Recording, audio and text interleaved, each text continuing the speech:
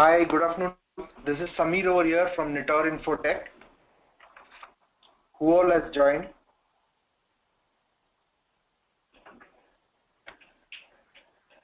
Katie Davis. Okay, yeah. So before we start, let's take a moment to ensure that everybody is ready and familiar with the webinar control panel. You should be having your control panel on the right side of your screen. You may minimize this panel by clicking on the double arrow button in your upper left corner.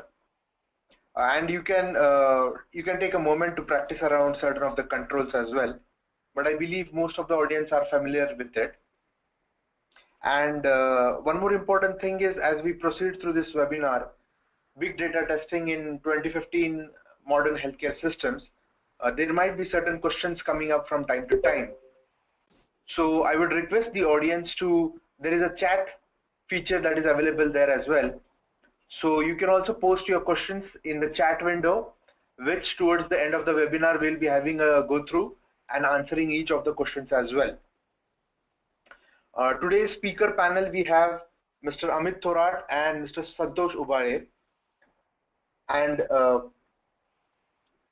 as you understand, in this webinar we'll mainly cover today's modern healthcare systems, the 5 driving forces behind the healthcare transformations that are happening, the future of healthcare in big data and how it is influencing modern healthcare systems,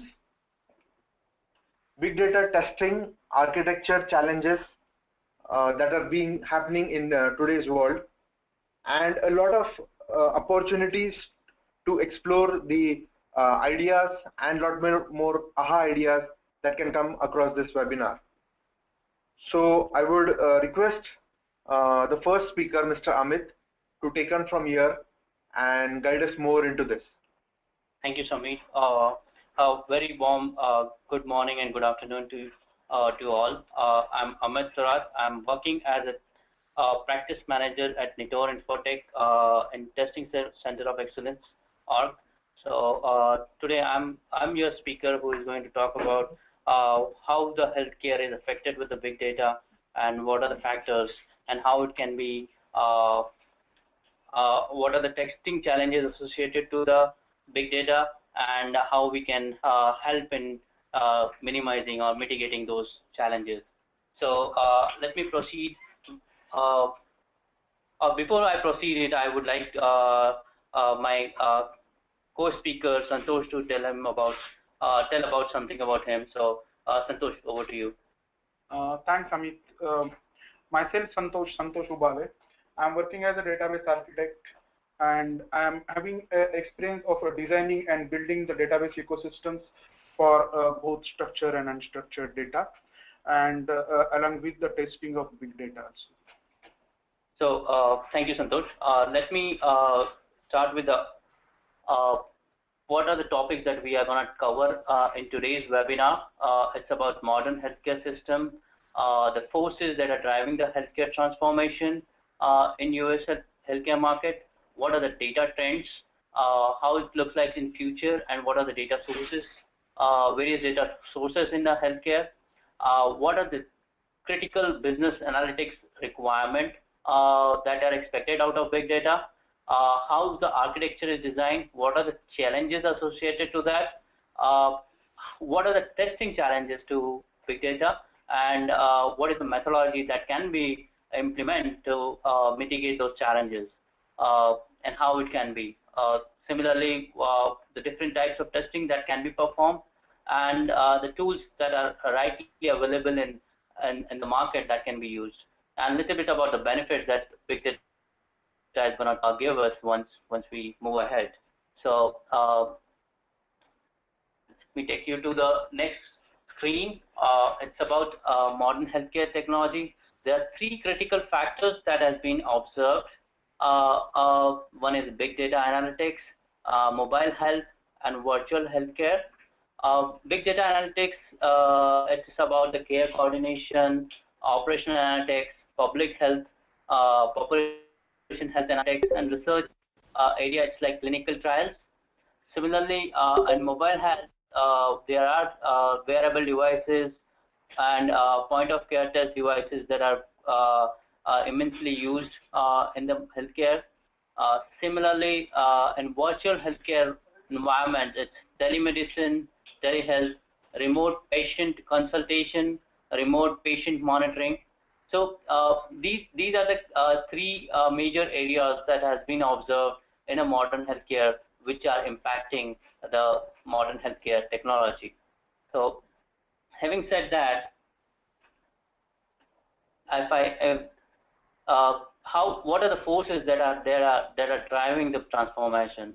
So there are certain forces that has been observed and which are associated to the CMS compliance, right living, which talks about that how to empower the end user, how that with the better quality values and the outcomes, and how it can improve the demographics and lifestyle with the better cause that a person can or a consumer can anchor. Similarly, right care is the second factor that it's talking about with the current world. It's the way it is going. It is shifting the healthcare from a local market to the state and even to the national level.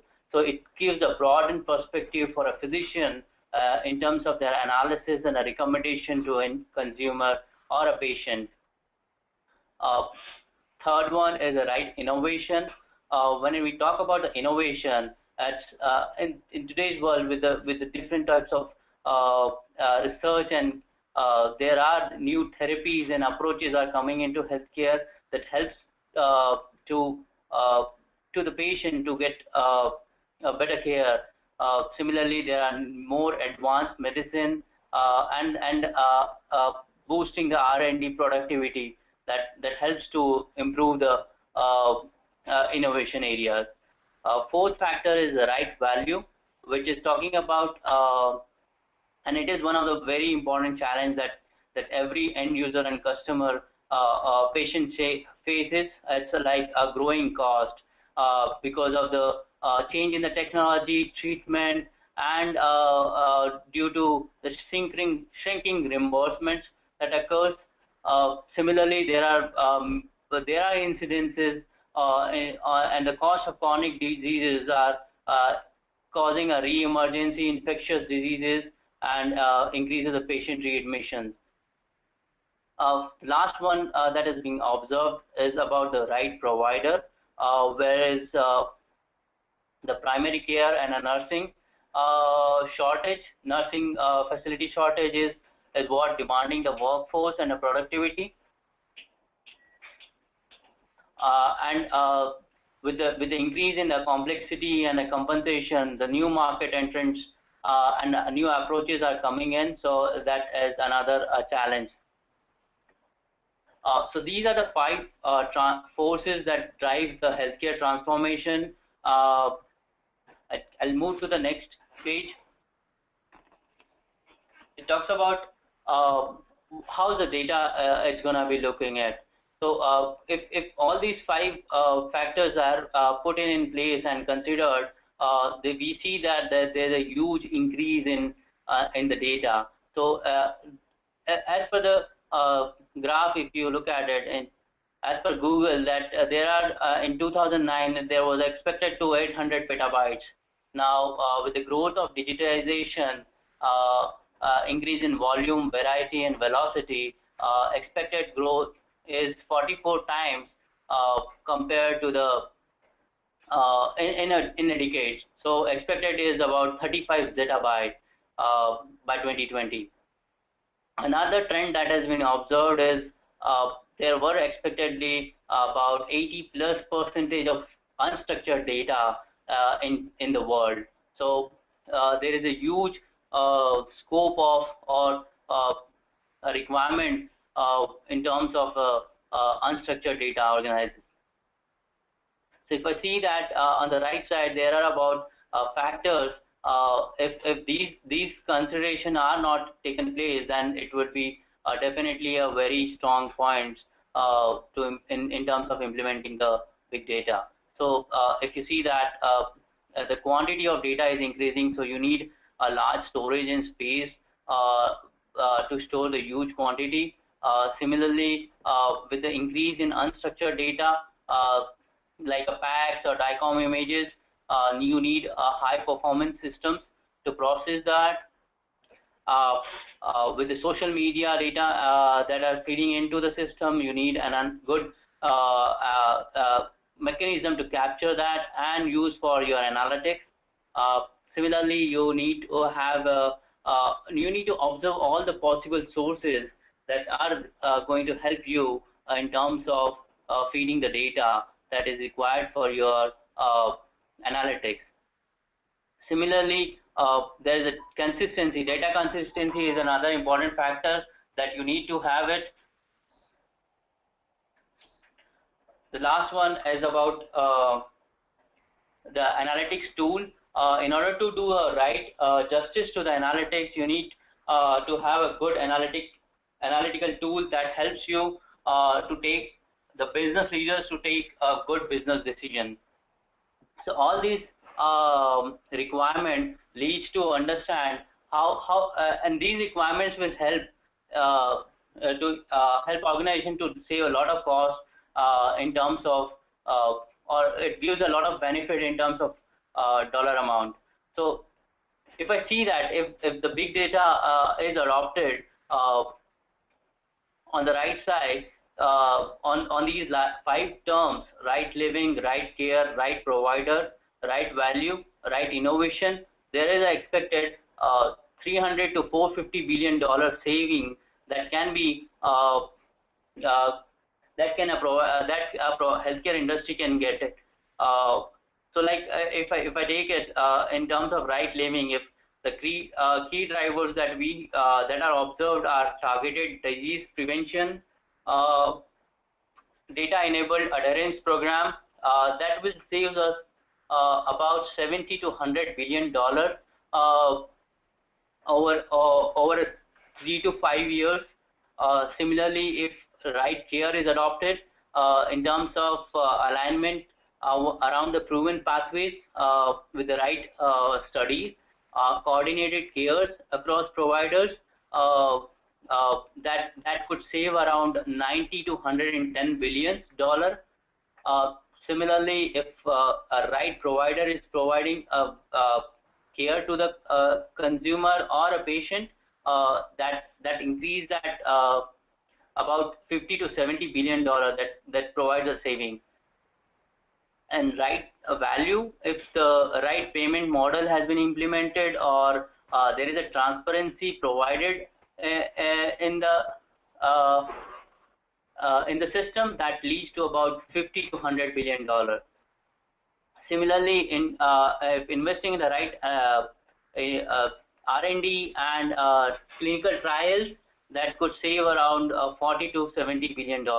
So overall, expected U.S. healthcare cost reduction by $300 to $450 in next 5 years. So looking at this, the big data is a very prominent candidate to consider as a future of healthcare. So now moving from this, I can see that there are various sources that help healthcare, or there are various sources in healthcare that takes data in terms of transactions. It's on a periodic basis, or it's on a real-time basis, or a different way. So there are 4 key sources that has been observed: patient, clinical data, financial data, and R&D. So if I talk about the patient data, so patient is about is what? It's a consumer or caretaker. So the sources that we see is patient, provider, devices and sensors that patient wears, and who is going to use this data? It is being used by R&D for their clinical trials, research. It can be used for a patient care, used for then provider can use it for their care treatment, and payers can use it for their payments. So some of the examples that has been observed, like vitals, fitness, historical data.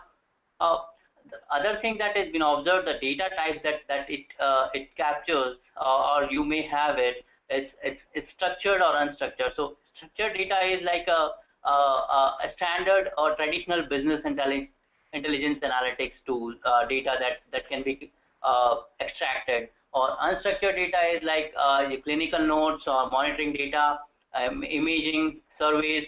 So those kinds of data is your unstructured data.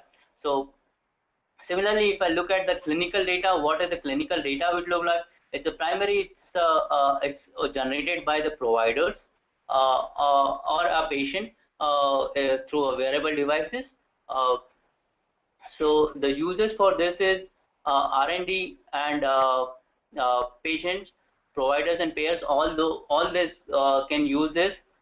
Typical example for these kind of clinical data is EMRs, all the electronic EMRs in place, images, diagnostic codes, transactions or RX. So these are all your examples.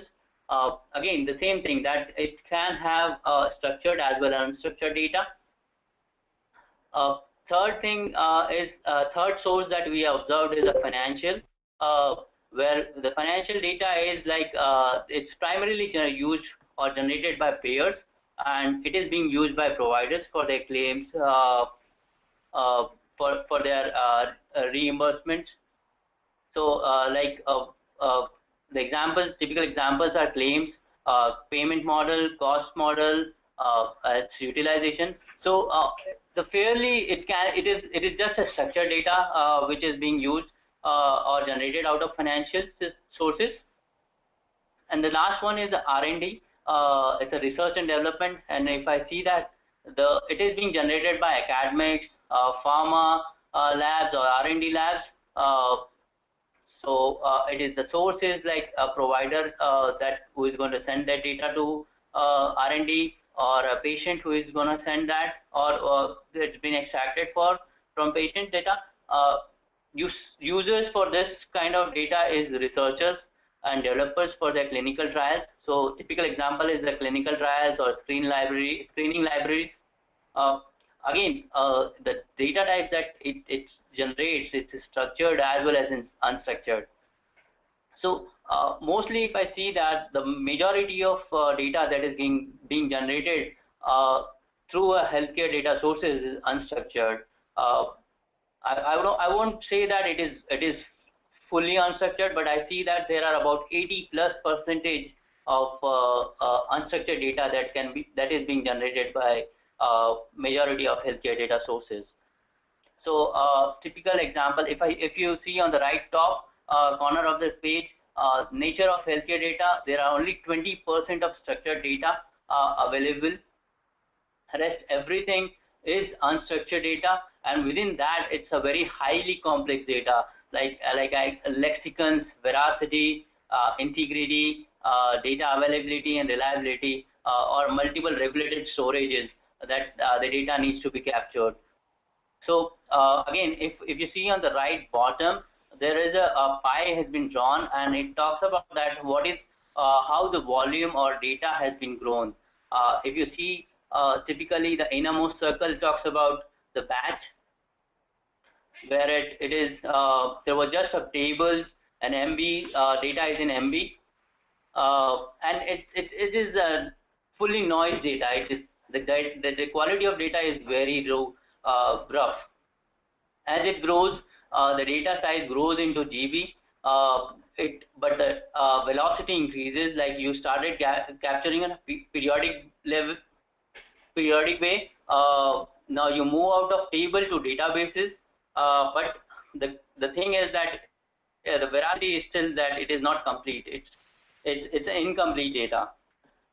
If you grow further, come out further from inner circle to the third circle, you see that there are about the data is in TB, terabytes, and the outermost circle is about petabytes. So volume is increasing.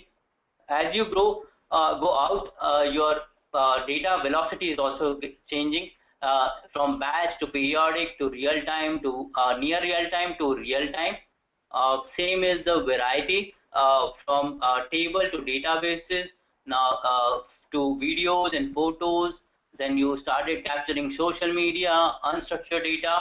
So all those things have been changed. And same is the veracity. Like you got noise, then you got incomplete data, then there are some biased data, and then you started getting the anomaly of from the system, like social media or unstructured sources. The next slide we talked about. So the previous slide we talked about all the sources and all.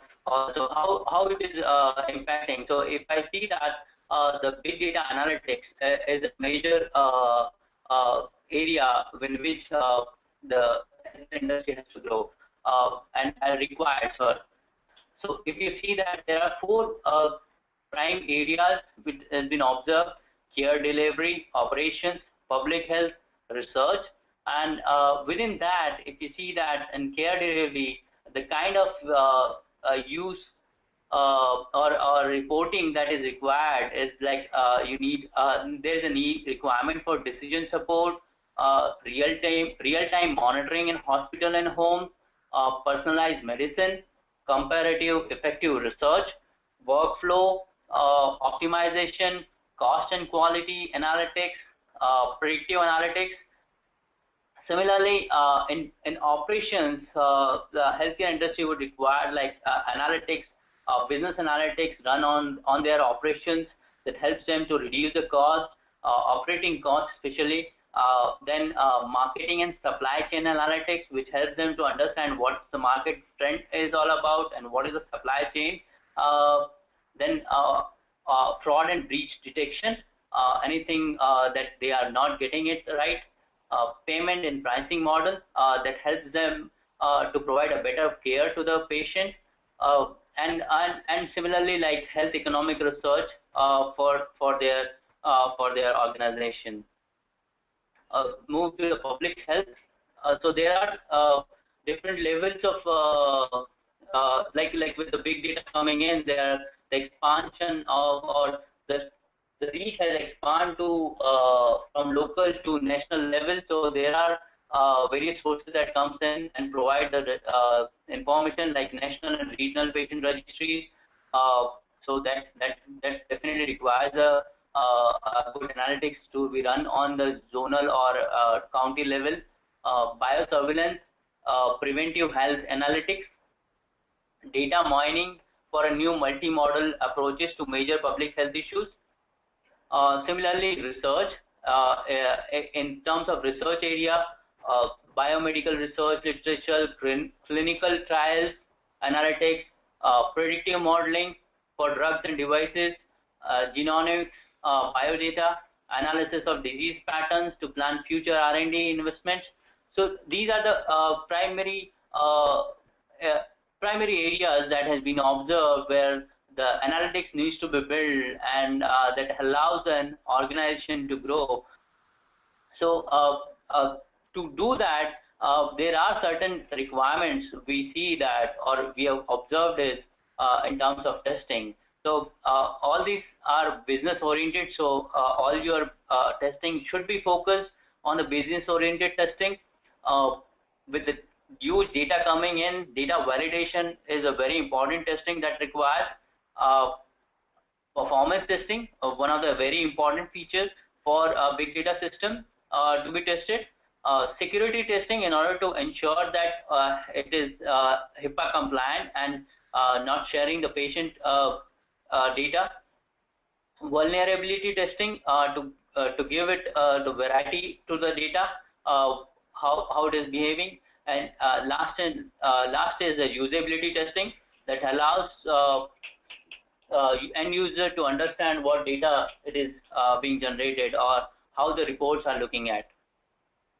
So these are the few analytics requirement and the testing associated to that is required. Moving on to the next slide.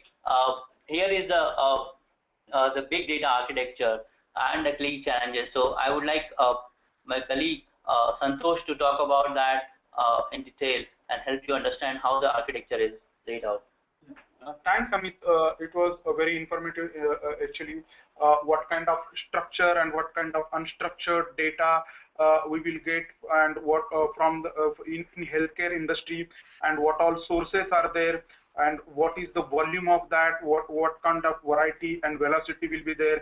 So, like by looking this, the way we were thinking till date, like traditional RDBMS. So it is not feasible for RDBMS now going forward to hold such kind of huge data for scalability and performance perspective. So definitely there is one alternative for that, that is big data. So here you can see that this is a generic big data ecosystem architecture which can be used to do the analysis of structured and unstructured data. So I will give you a little bit deeper into unstructured data. So unstructured data, it is very difficult to analyze that. So so as to analyze that, we need to find out the patterns in that unstructured data, and we need to convert that unstructured data into the structure, and then we have to go for analysis. So here is a big data ecosystems wherein you can see the different components in that ecosystem. Those are Spark, Hadoop, Pig.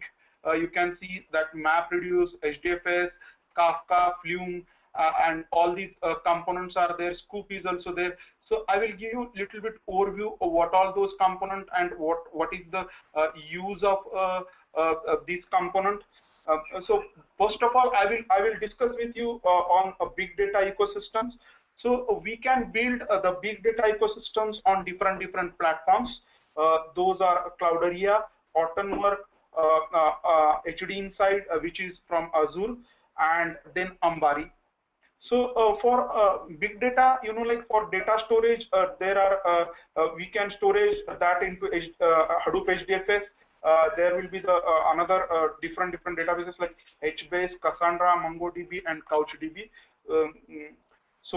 And for data extraction, you can use Scoop, Kafka, Flume, these kind of components you can use for data extraction. And then for data transformation and processing, you can use Spark, Storm, MapReduce, Pig, and Impala. And like for management, maintenance, scheduling, and processing, you can use Zookeeper and Oozie. So here you can see for Hadoop provide a database query interface for Apache Hadoop. Spark is also sort of query engine. It is a fast and generate processing engine compatible with Hadoop data. Then Apache Scoop, it is sort of ETL tool which Apache has provided, which by helping it you can like fetch the data, bulk data into the Hadoop, and you can process that. Then Pig is also a high level scripting language that is used for Apache Hadoop, and you can like by using Pig you can write a complex data transformation without knowing Java for that. Then MapReduce, it is very helpful.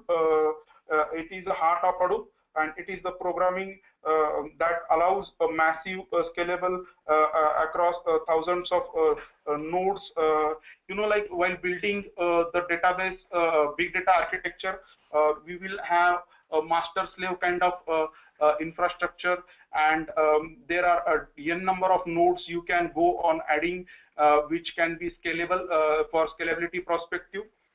So you can use that. Then Apache Flume and Kafka, particularly we will talk first of all Flume. Flume is like which is used to fetch the data from like social media site like Facebook, Twitter, and you can fetch the data from variable devices also by using Kafka. And if you're particularly talking about Flume, there are three basic components into that. That is source, channel, and sync. Source will help to pull the data from sources. Channel will hold the data up to pushing data by using sync into the Hadoop, which is used for memory purpose. And like Kafka is a broker, can handle hundreds of megabytes of reads and write per second from thousands of clients.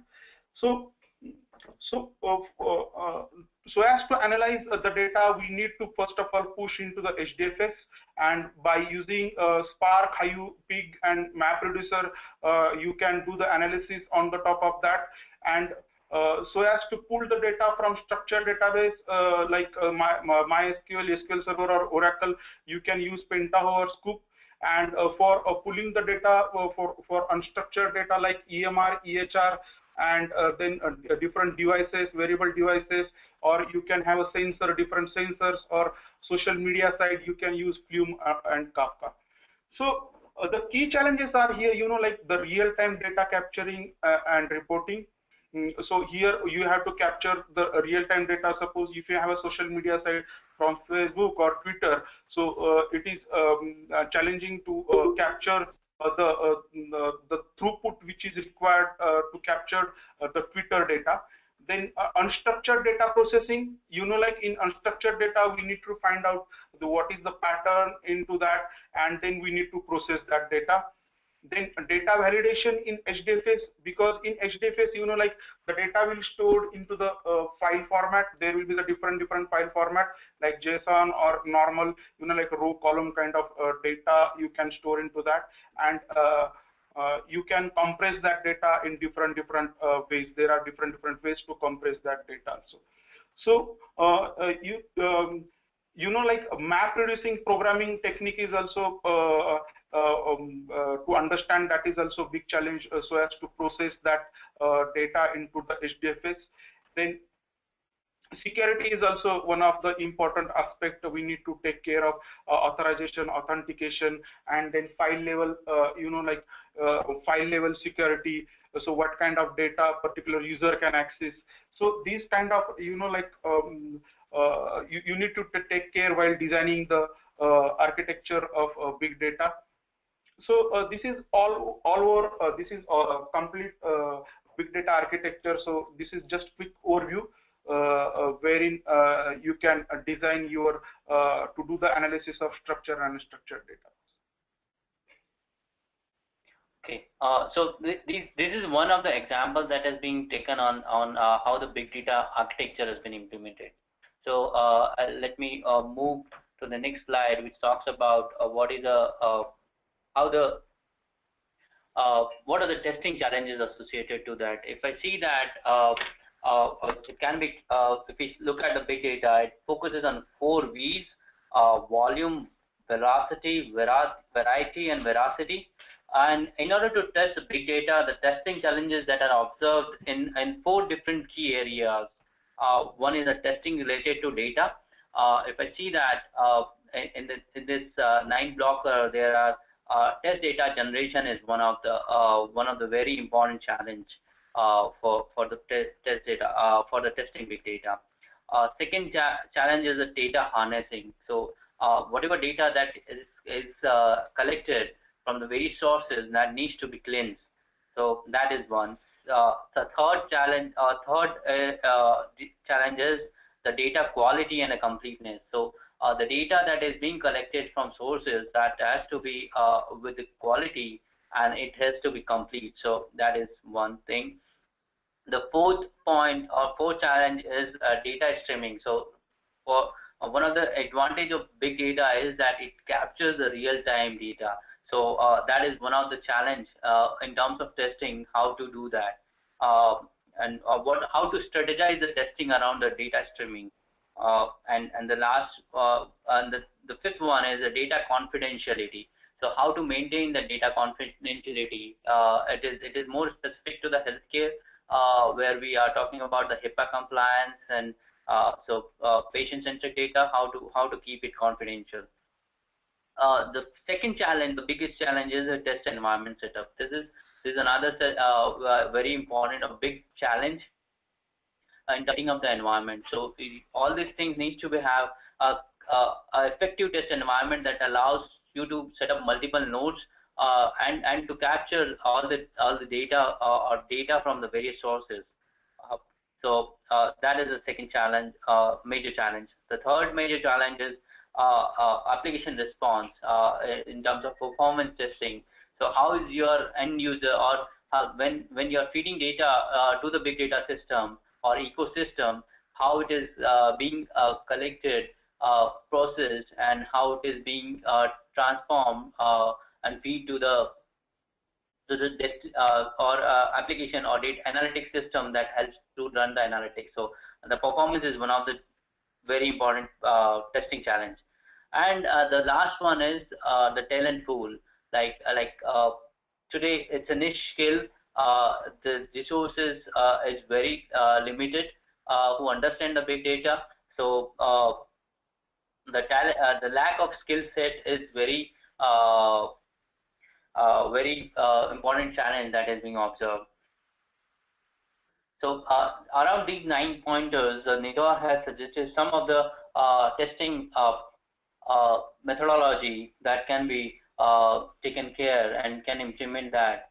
So let me move to the next page where we talks about the testing methodology. So there are various type of testing at various places that can be done, like requirement testing at the time of requirement gathering. There are input file validation that can be done. Framework design, SDFS framework design testing in order to ensure that the end user requirements are correct and meeting the need. Then it moved to the unit testing level, where there are testing at component level, map reduce programming model, data extraction testing, then testing with different ways like input split. The third level is moves to the system integration testing, where we talk where there is testing requirement at data node level, replication, data replication at various nodes, and node failure testing. How is the node ensure that the data is replicated and it is not in case of any node get failed or down, how the system will behave. And the last one is the transformation rules. So as per the business, the transformation rules are written properly or not. So that is another testing. Fourth one is data validation testing in terms of data completeness, data profiling, data correctness, data integrity, data processing. Data analytics and security testing. It requires like visualization, reports and dashboard validation, report authentication. And the last one is about the performance, like network performance, how it can be optimized, what load it can bear, how the SQL data is there, workload testing, all those things. So these are the few testing that can be done. So let me move to the next page. Next question. Next page. It's about the testing. How the testing it can be done. Like this is a data flow. How the big data is flow. So there are source system. Then there is the ingestion, database, and reports and analytics. So if you see that there at the bottom ribbon, you see that there are different testing types, and some of the major testing types have been highlighted. Data extraction, data processing in SDFS component testing. So I have Santosh who can talk a little bit about that, how this can be done. Okay, so I will give you I will take a few example into this. So in data node testing, like while designing the this big data ecosystem, you need to find out what should be the we should have in mind what should be the, or there should be the requirement, what should be the replication factor. If you have a 3 replication factor, then means what will happen? We will have one original database data sets and 2 replicated data sets at different. So we will have a cluster wherein there are different nodes. You can have a rack, and you can have a different region into that. So you can test if one node get failed, so whether I can retrieve the whatever the data is there, complete data is there. So that kind of testing, replication testing, you can dropping the node, you can test by using data node testing. And like data extraction testing, you have different sources, that is for structured and unstructured data. So what kind of exact data you need to test, whether you have extracted the exact data whichever you wanted to do the analysis. And in data processing in HDFS, you can process that data by different components, like like pick, gayu, map, reduce. So you need to find out whether that processing is done exactly or not. Like in big data there is a huge data, so we need to focus on chunk of data, and you need to compare the files, and you should have a logic how to compare that. So that kind of testing is there. And like for component testing, you should know in and out of how that component works. Particularly, just I have explained, if you take a Flume, there are 3 components into that. So how that how the source component acts, how the channel component acts, and like how the sync component acts. So all these inside component also you should know, and you should and how to test that. So that kind of knowledge we should have actually while like testing the big data ecosystem. Okay, so like what Santosh has explained, so there are some major important testing that is required in terms of map reduce programming model, data node testing, node failure testing, data completeness, data integrity, and of course that reports and dashboard testing that that is all of what is expected from the big data system. So and predictive analytics. So having said that, in current market there are some tools already available that can be used for the testing. Like for unit testing, there is a JUnit or MR unit is available that can help users to test that. Similarly, for integration testing, mini MR cluster, mini DFS cluster, MR unit, iTest, and so on. For performance testing, TerraSoft, NN Bench, GridMix, MR Bench, Test, DF, SIO, SWIM, and for diagnosis, Stick, the web UI, logs, counters, job history. So these are some of the tools that are already available in the market. And here we just name them, and in case if you require any more detail about it, will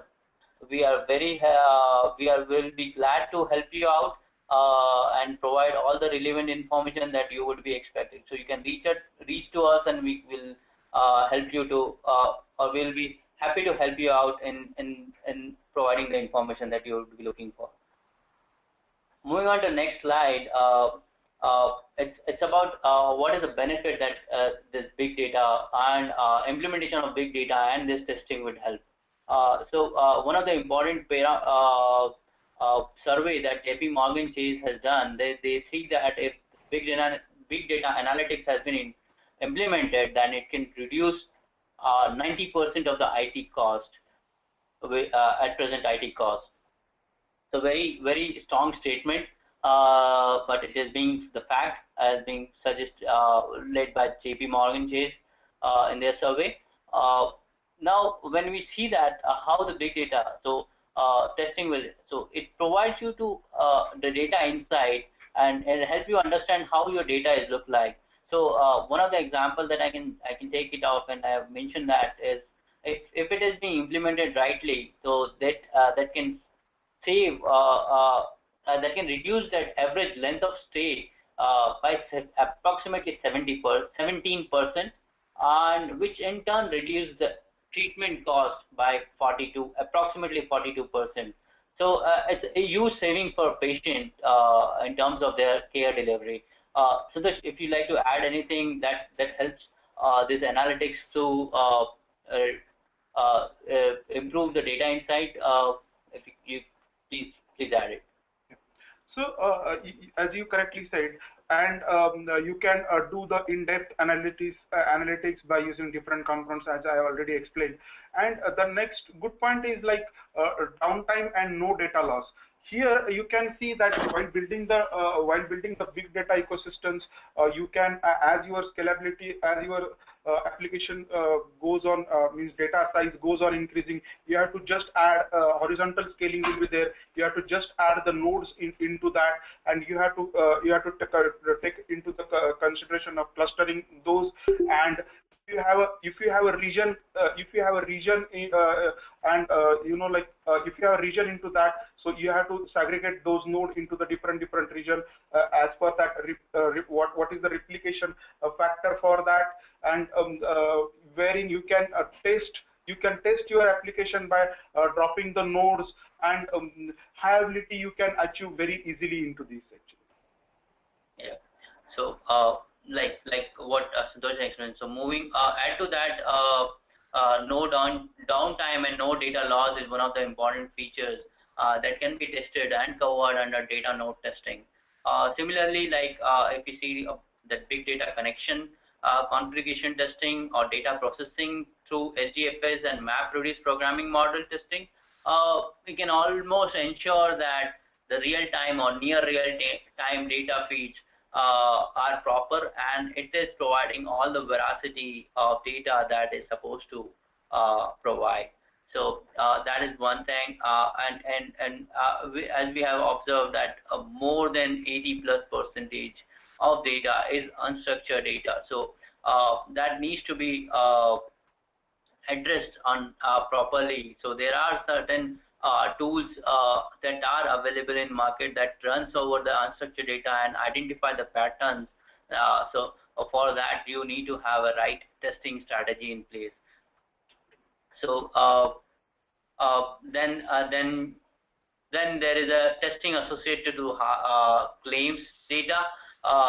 The data needs to be harnessed properly so that it enables the payer organization to identify or to enable the early warnings to the negative patient trends that they are observing in their the claims data. So again, the big data is going to play a very important, a key role in that.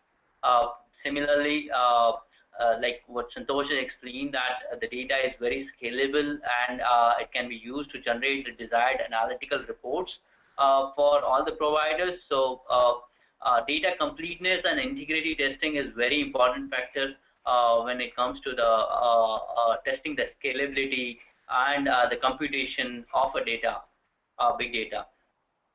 So having said that, these are some of the benefits that we have identified through big data and testing associated to that. So let me move to the over to Sameer now. You can. Okay, thanks Amit and Santosh. Actually, remember a time when we felt that gigabyte itself was too much, but now with this big data into picture and modern healthcare systems, I think even we are hitting zettabytes, and even we might go even beyond. Thanks particularly to give us a lot of insights within this power packed session, knowledge session within a limited time frame, which talks about more than 80+ unstructured data and saving of billions of dollars, and particularly the big data testing methodology. Thanks to Santosh as well for detailing us out about the big data architecture and how we can massage the data using various kinds of tools and platforms and databases. I think overall, if I would like to conclude it in one line, all the growing organizations need to have a big data strategy in place, which, as per even JP Morgan survey says, can reduce down our 90% IT cost reduction. So while I say that, let me have a quick look at certain of the questions which the attendees might be having, and we'll try to address them over here.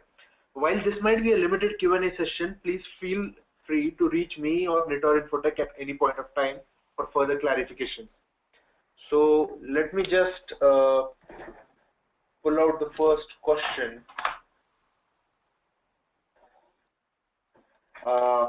Yeah, the first one talks about something like big data has multiple databases on different technologies.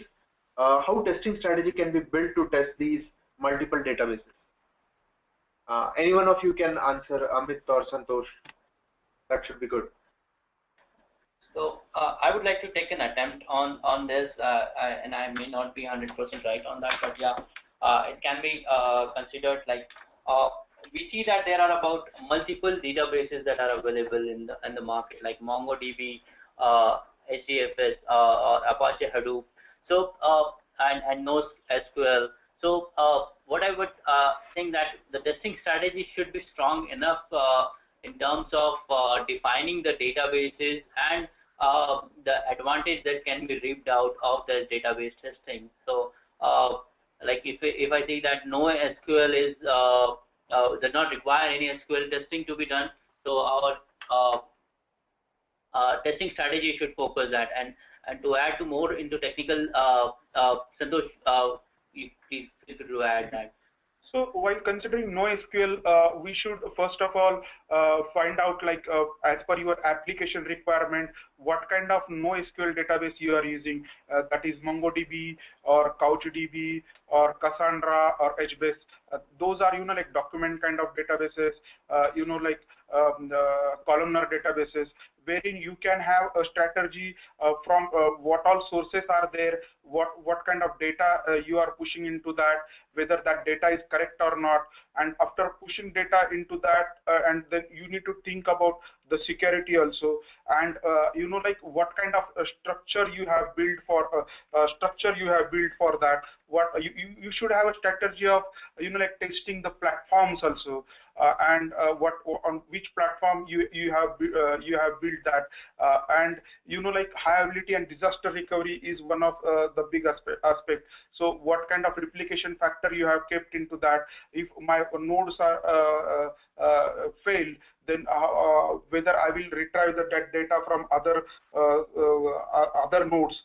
So that kind of testing strategy, there are different aspects we need to look into that actually. Since the volume of the data is very huge, so there should be the separate strategy how we will compare like the analyzed data, input data, and what are the data you have stored into that databases.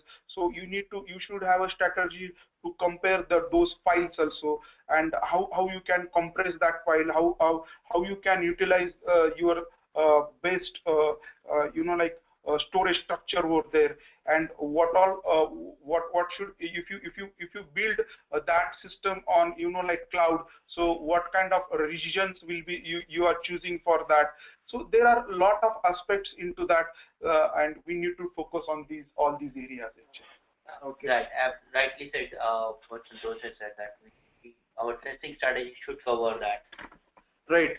Thanks to Amit and Santosh. I think it is on a case-to-case basis, where not only the tools and technologies or platforms, but what is the business contingency planning in place and various other factors that get associated while doing all these testing. The next question is, okay, it talks about particularly Nitor Infotech, like on which big data platforms have you worked, and what was the kind of infrastructure that was used for the same?